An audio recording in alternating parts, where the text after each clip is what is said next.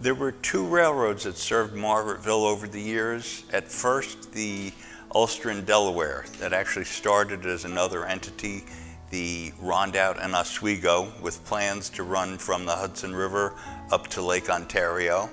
That didn't materialize, but by 1871, it did make it this far, to Arkville and then up towards Roxbury.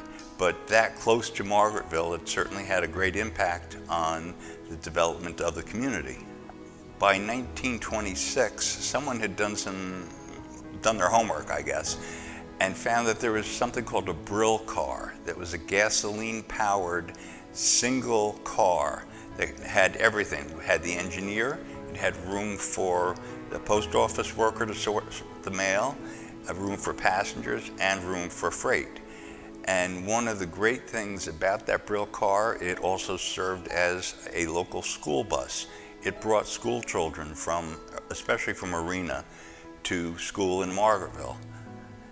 And many people, even today, still remember that. The railroad contributed in several ways because not only was produce from this area able to be brought easily and cheaply to the city, but it also brought visitors from the city up to this area. And initially the railroad didn't think of that as even possible. They were looking at, what revenues they could make from the freight.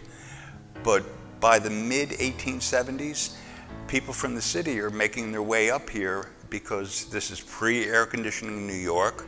People wanted out of the hot and unhealthy climate there in the summer. And all of a sudden, in a few hours on a train, they could get up here into cooler, fresh mountain air.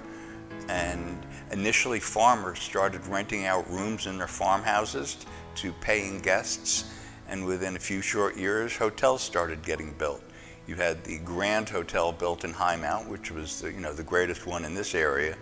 But there were many, many hotels and boarding houses built all around here, thanks to the railroad.